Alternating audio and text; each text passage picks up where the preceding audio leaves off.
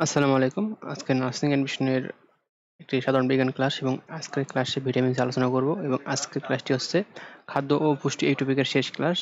বিগত পার্টগুলো তোমরা দেখবা, তাহলে আশা করি ক্লিয়ার হবা। তো ক্লাসে শুরু করা যাক এবং নেক্সট কোনো ক্লাসে আমরা নতুন কোনো টপিক শুরু করব। তো ক্লাসটা শুরু করা যাক। তো ভিটামিন সি এটা আসলে কি? এক ধরনের ভিটামিন এবং এখান থেকে কি প্রশ্ন আসতে পারে তা নিয়ে আমাদের ক্লাসটি। তো ক্লাসটি শুরু করা যাক। আচ্ছা, ভিটামিন সি। ভিটামিন সি এর অপর নাম হচ্ছে, অর্থাৎ ভিটামিন সি দুইটা নাম, একটা হচ্ছে ভিটামিন সি আর একটা অপর নাম হচ্ছে অ্যাসকর্বিক অ্যাসিড। তো পরীক্ষা আসতে পারে যে অ্যাসকর্বিক অ্যাসিড কিসের নাম, সেটা হচ্ছে ভিটামিন সি এর নাম, এটা মনে রাখতে হবে। দেন হচ্ছে ভিটামিন সির উৎস। তো ভিটামিন সি কোন কোন উৎস থেকে আমরা পেতে পারি? যেমন হচ্ছে এক লেবু, টমেটো, আম, তারপরে এখানে আছে দেখো আমলকি, আনারস, পেঁপে, বাঁধাকপি, এগুলো হচ্ছে ভিটামিন সি এর উৎস। তাহলে আমরা ভিটামিন সির উৎস সম্পর্কে জানতে পারলাম। তো আমরা এখন নেক্সট জানবো ভিটামিন সি এর আরেকটি বিশেষ তথ্য। দেখো, ভিটামিন সি সমৃদ্ধ ফল, অর্থাৎ কোন কোন ফলে ভিটামিন সি পাওয়া যায়। তো লক্ষ্য রাখি আমরা ভিটামিন সি সমৃদ্ধ ফল, সেখান থেকে আমরা ধরো হচ্ছে ভিটামিন সি সমৃদ্ধ ফল। তো সবচেয়ে বেশি ভিটামিন সি পাওয়া যায় আমলকিতে, অর্থাৎ আমলকিতে সবচেয়ে বেশি ভিটামিন পাওয়া যায়। এবং আমাদের দেশে সবচেয়ে লাভজনক ভিটামিন সি সমৃদ্ধ ফল হচ্ছে কাজি পেয়ারা, অর্থাৎ পেয়ারায় সবচেয়ে বেশি ভিটামিন পাওয়া যায়।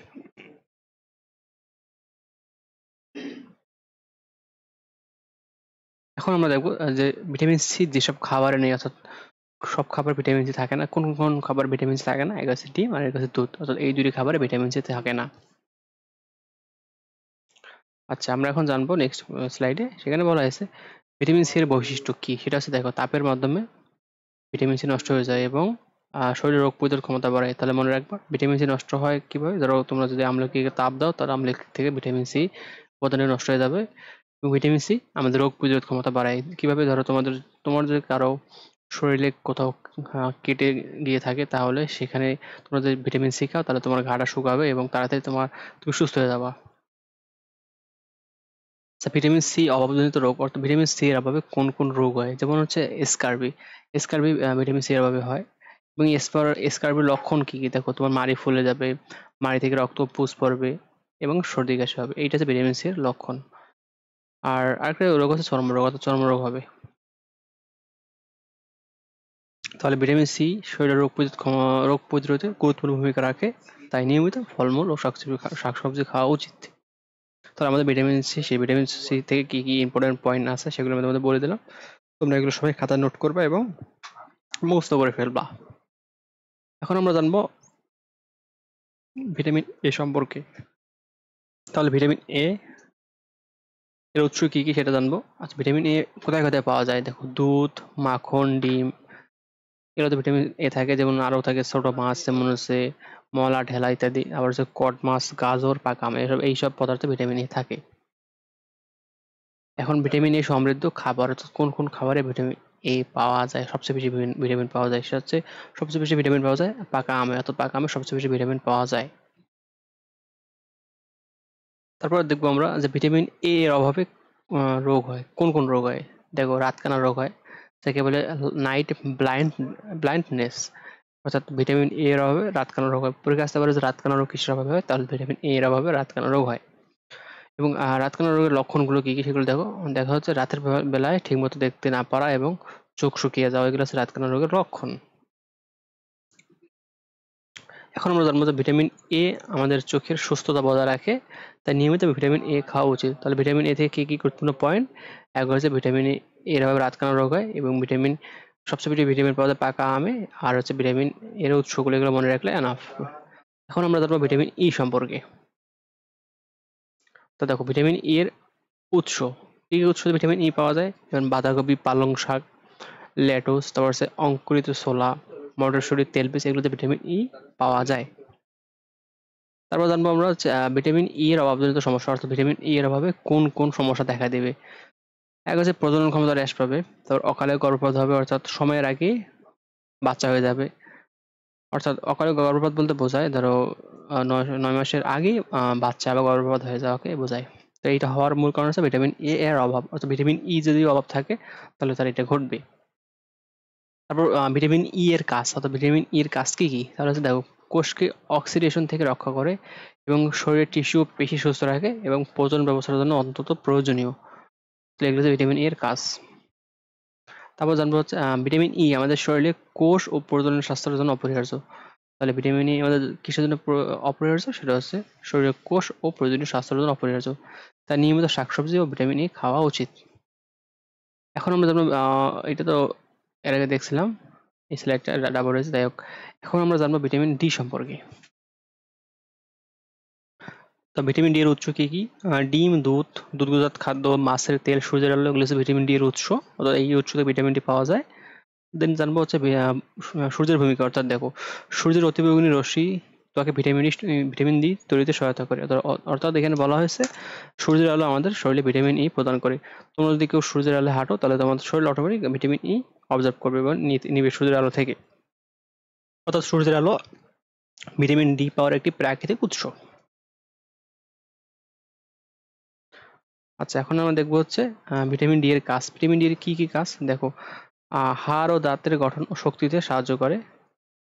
তার হচ্ছে শরীরে ক্যালসিয়াম ও ফসফরাস শোষণ বাড়ায় এবং স্নেহজাতীয় পদার্থ ভিটামিন ডি পরিশোধনে অপরিহার্য। অর্থাৎ দেখো, যদি স্নেহজাতীয় পদার্থ তুমি খেয়ে থাকো এবং সেটা যদি পরিশোধন করার জন্য ভিটামিন ডি অপরিহার্য, এটা এখানে বলা হয়েছে। দেন পরের স্লাইডে আমরা লক্ষ্য রাখি ভিটামিন ডি এর অভাবে কি কি রোগ হয়। যে রিকেটস রোগটা হয় শিশুদের এবং বড়দের হয়, অস্টিওম্যালাইসিয়া, এবং হাড় দুর্বল হয়ে যায় এবং বিকৃত দেখায়। তো ভিটামিন ই এর অভাবে, এটা খুব ইম্পর্টেন্ট এই স্লাইডটা, যে ভিটামিন ই এর অভাবে কি কি রোগ হয় মনে রাখবা। শিশুদের রিকেটস, বড়দের অস্টিওম্যালাইসিয়া এবং হাড় দুর্বল হয়ে যায় এবং বিকৃত দেখা দেয়। আচ্ছা, এখন আমরা জানবো হচ্ছে ভিটামিন ডি শরীরে হাড় ও দাঁতের স্বাস্থ্য রক্ষায় গুরুত্বপূর্ণ ভূমিকা পালন করে। তাই প্রতিদিন কিছু সময় সূর্যের আলোতে থাকা এবং ভিটামিন ডি সমৃদ্ধ খাবার খাওয়া উচিত। ভিটামিন ডি এর এ পর্যন্ত কি কি পয়েন্ট ইম্পর্টেন্ট তা আলোচনা করা শেষ। এখন আমরা জানবো ভিটামিন কে সম্পর্কে। দেখো, ভিটামিন কে, ভিটামিন কে এর উৎস কি কি? বাঁধাকপি, টমেটো, সয়াবিন, পালং শাক, দুগ্ধজাত দ্রব্য, এগুলো হচ্ছে ভিটামিন কে এর উৎস। আর মানবদেহের অন্ত্রে ব্যাকটেরিয়ায় ভিটামিন কে তৈরি করে। অর্থাৎ মানবদের অন্ত্রে ব্যাকটেরিয়া ভিটামিন কে তৈরি করে, অর্থাৎ ভিটামিন কে আমাদের শরীরে তৈরি হতে পারবে। যেটা ভিটামিন কে এর কাজ। অর্থাৎ ভিটামিন কে এর কি কাজ? এক, রক্ত জমাট বাঁধায় সাহায্য করে। অর্থাৎ রক্ত, ধরো তোমার শরীরে তোমার হাত কেটে গিয়েছে, তো সেই রক্তটাকে জমাট বাড়তে সাহায্য করবে ভিটামিন কে। আর ভিটামিন কে রক্ত জমাট বাঁধার কোন কোন ফ্যাক্টরে কাজ করে? ফ্যাক্টর 2, ফ্যাক্টর 7, 9 এবং 10, এই 3টে ফ্যাক্টরে কাজ করে। আচ্ছা, এখন জানবো হচ্ছে অভাবজনিত সমস্যা। অর্থাৎ ভিটামিন ভিটামিন কে এর অভাবে কোন কোন রোগ হয়। দেখো, এখানে হচ্ছে ভিটামিন কে এর অভাবে ক্ষতস্থান থেকে রক্ত পড়া বন্ধ হতে চায় না। অর্থাৎ তোমার যদি কোনো কোথাও কেটে যায়, তাহলে যদি তোমার শরীরে ভিটামিন কে এর অভাব থাকে, তাহলে তোমার সেই ক্ষতস্থান থেকে রক্তটা বন্ধ সহজে হতে চাবে না এবং দেহে সহজে রক্তক্ষরণ হয়। দেন এখন জানবো যে ভিটামিন কে রক্ত জমাট বাঁধার জন্য অপরিহার্য। তাই শাকসবজি, টমেটো ও দুগ্ধজাত খাদ্য নিয়মিত খাওয়া উচিত। অর্থাৎ ভিটামিন কে আমাদের শরীরে রক্ত জমাট বাঁধার জন্য খুবই গুরুত্বপূর্ণ ভূমিকা পালন করে। ভিটামিন কে এর কি কি গুরুত্বপূর্ণ পয়েন্ট তা আলোচনা করা শেষ। এখন আমরা জানবো নতুন টপিকে, সেটা হচ্ছে খনিজ লবণ। অর্থাৎ খনিজ লবণ কি কি সেটা আমরা এখন দেখবো। দেখো, খনিজ লবণের গুরুত্ব। দেহ গঠনে এবং অভ্যন্তরীণ কাজ নিয়ন্ত্রণে অপরিহার্য। মানবদেহের প্রায় 4% খনিজ লবণ থাকে। পরীক্ষায় আসে মানবদের কত পার্সেন্ট খনিজ লবণ থাকে, সেটা হবে 4%। বিভিন্ন অঙ্গ ও কোষের স্বাভাবিক কার্যক্রমে সহায়তা করে। তাই খনিজ লবণ বিভিন্ন অঙ্গ, যেমন তোমার হার্ট, লিভার এবং কোষের স্বাভাবিক কার্যক্রমে সহায়তা করবে বা করে। লৌহ অর্থাৎ আয়রন, এটা হচ্ছে একটা খনিজ লবণ। তো দেখো, একজন পূর্ণবয়স্ক মানুষের দেহে লোহার পরিমাণ 2 থেকে 6 গ্রাম। অর্থাৎ দেখো, একজন মানুষের শরীরে লোহার পরিমাণ, লোহা থাকে 2 থেকে 6 গ্রাম। এবং এই যে লৌহের উৎস কি কি? কচু শাক, কলিজা, ডাল, সবুজ শাকসবজি, এগুলো হচ্ছে আয়রন বা লৌহর উৎস। এইসব খাবার খেলে প্রচুর পরিমাণে আয়রন শরীর পাবে। কাজ, আয়রনের কি কি কাজ? যেমন হচ্ছে রক্তে হিমোগ্লোবিন তৈরিতে সাহায্য করে আয়রন, এবং আয়রনের অভাবে রক্ত শূন্যতা বা অ্যানিমিয়া রোগটা দেখা দেয়। অর্থাৎ দেখো, বিশেষ করে মেয়েদের যাদের মাসিক হয় তাদের আয়রন ট্যাবলেটটা খাওয়া উচিত, কারণ আয়রন তোমাদের মাসিকের সময় যে রক্তটা বের হয়ে যায় শরীর থেকে তা পূরণ করতে সহায়তা করে। আচ্ছা, এখন আমরা নেক্সট স্লাইডে যাচ্ছি। দেখো এখানে বলা হয়েছে ক্যালসিয়াম। এখন আমরা ক্যালসিয়াম সম্পর্কে জানবো। ক্যালসিয়ামের কাজ কি কি? ক্যালসিয়ামের কাজ হচ্ছে হাড় ও দাঁতকে মজবুত করে, অর্থাৎ আমাদের হাড় ও দাঁতকে মজবুত করে কি ক্যালসিয়াম। ক্যালসিয়ামের উৎস কি কি? যেমন দুধ, ডিম, মাছের কাঁটা, বাদাম, চুন, এগুলো হচ্ছে ক্যালসিয়ামের উৎস। আচ্ছা, এখন আমরা দেখবো ফসফরাস। ফসফরাসের কাজ কি? দেহে সবচেয়ে বেশি ফসফেট হাড়ে থেকে, অর্থাৎ ফসফরাস ফসফেট সবচেয়ে বেশি কোথায় পাওয়া যায়? হাড়ে, আমাদের হাড়ে বা বনে। এবং ফসফরাসের কাজ কি? ক্যালসিয়ামের সঙ্গে মিলিত হয়ে হাড় ও দাঁতকে শক্ত রাখে, অর্থাৎ এটা ক্যালসিয়ামের সঙ্গে মিলিত হয়ে হাড় ও দাঁতকে সহায়তা করে। আচ্ছা, এখন জানবো পটাশিয়াম সম্পর্কে। এগুলো যে বলতেছে এগুলো সব খনিজ লবণ উৎস। যদি বলি পটাশিয়াম কি, সেটা হচ্ছে খনিজ লবণ। আচ্ছা, যাই হোক, পটাশিয়ামের কাজ কি? পেশি সংকোচনে সাহায্য করে এবং স্নায়ুর কার্যক্রম নিয়ন্ত্রণ করে। এবং সবচেয়ে বেশি পটাশিয়াম সমৃদ্ধ খাবার, অর্থাৎ কোন খাবার সবচেয়ে বেশি পটাশিয়াম থাকে, সেটা হচ্ছে ডাব বা নারকেলের পানি। এখানে সবচেয়ে বেশি পটাশিয়াম থাকে। এই যে ইমেজ দেখে মনে রাখবা, পরীক্ষায় কিন্তু সব আসবে এই পয়েন্টগুলো। আচ্ছা, এখন জানবো খনিজ লবণ শরীরে গঠন, রক্ত, হাড় ও পেশি সংকোচন অপরিহার্য। তাই শাকসবজি, দুধ, ডাব ও মাছ নিয়মিত খাওয়া উচিত। এখন আমরা জানবো আয়োডিন। আয়োডিনের উৎস কি? আয়োডিনের প্রধান উৎস হচ্ছে সামুদ্রিক উদ্ভিদ যেমন হচ্ছে শৈবাল, এবং সামুদ্রিক মাছ যেমন হচ্ছে সামুদ্রিক ইলিশ। আর আয়োডিনযুক্ত লবণ, অর্থাৎ এই উৎসগুলো থেকে আয়োডিন পাওয়া যায়। আর আয়োডিনের কাজ কি? থাইরয়েড হরমোন তৈরিতে সাহায্য করে, অর্থাৎ আয়োডিনের কাজ কি? থাইরয়েড হরমোন তৈরিতে সাহায্য করে এবং শরীর বৃদ্ধি ও বিপাক ক্রিয়া নিয়ন্ত্রণ করে। এই বিপাক ক্রিয়ার ইংরেজি আছে মেটাবলিজম। এবং আয়োডিনের অভাবে কোন কোন রোগ হয়? এক হচ্ছে গলগণ্ড, যার ইংরেজি গটিয়ার। আর লক্ষণ কি কি? গলার থাইরয়েড গ্রন্থি ফুলে যাওয়া এবং গলার নিচে বড় ফোলা অংশ দেখা, এটা থাইরয়েড রোগের লক্ষণ। মনে রাখবা, আয়োডিনের অভাবে কোন রোগ হয়? সেটা হচ্ছে থাইরয়েড। আয়োডিনের অভাব দূর করার উপায়: খাবারের লবণের সাথে আয়োডিন মেশানো হয়, তাই নিয়মিত আয়োডিনযুক্ত লবণ খাওয়া উচিত। অর্থাৎ আয়োডিনের যে অভাবটা শরীর থেকে দূর করার উপায় হচ্ছে নিয়মিত আয়োডিনযুক্ত লবণ খাওয়া উচিত। এই জন্য দেখবো লবণের অ্যাডভার্টাইজমেন্টে বলা হয় আয়োডিনযুক্ত লবণ, এটা বলা হয়ে থাকে। আচ্ছা, এখন জানবো হচ্ছে আয়োডিন দেহের বৃদ্ধি ও থাইরয়েড হরমোনের জন্য অপরিহার্য, তাই প্রতিদিন খাদ্যে আয়োডিনযুক্ত লবণ ব্যবহার করা প্রয়োজন। আচ্ছা, এখন আমরা জানবো পানি সম্পর্কে। পানি অর্থাৎ ওয়াটার। পানির গুরুত্ব, অর্থাৎ পানি একটি অন্তত প্রয়োজনীয় খাদ্য উপাদান, আমরা সকলে জানি।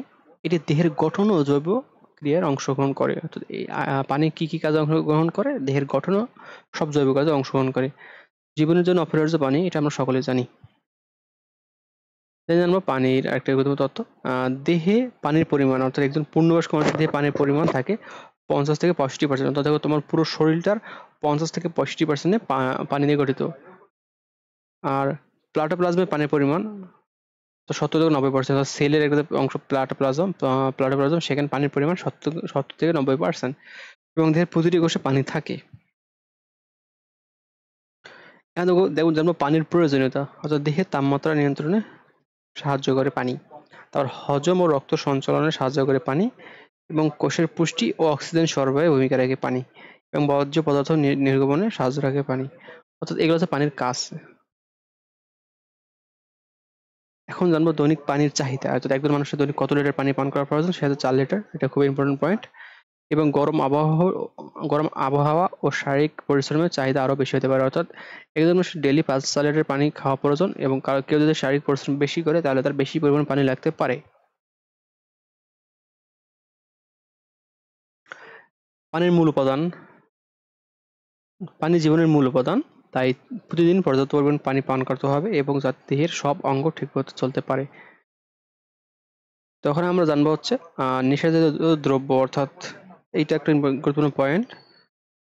তো হচ্ছে আমরা দেখি নেশাজাতীয় দ্রব্যের উদাহরণ, যেমন হিরোইন, মরফিন, এটা হচ্ছে একটা ড্রাগ। তারপরে ফেন্সিডিল, ইয়াবা, গাঁজা, মদ, এগুলো হচ্ছে নেশাজাতীয় দ্রব্য।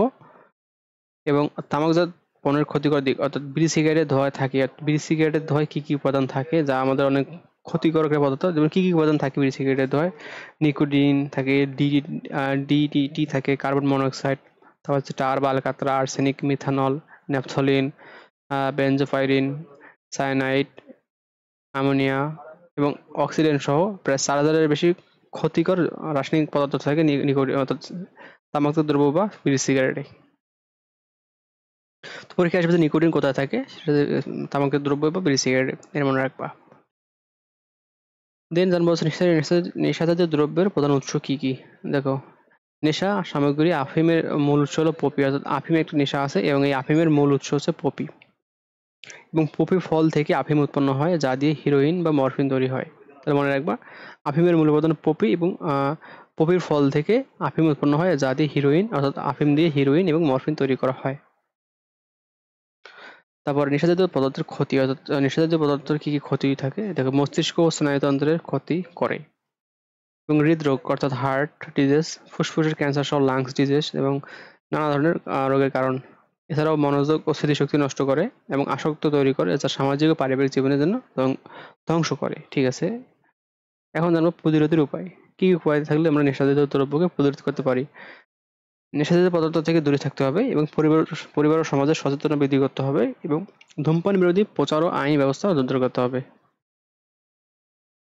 তাহলে নেশা শরীর, মন ও সমাজের জন্য ভয়াবহ ক্ষতিকর, তাই নেশামুক্ত জীবনের সুন্দর জীবন। তো আজকের ক্লাসটি শেষ এ পর্যন্ত। তোমরা ক্লাসটি ঠিকমতো করবা, আর নেক্সট কোনো ক্লাসে আমরা নতুন একটা টপিক নিয়ে আলোচনা করব। ধন্যবাদ সবাইকে।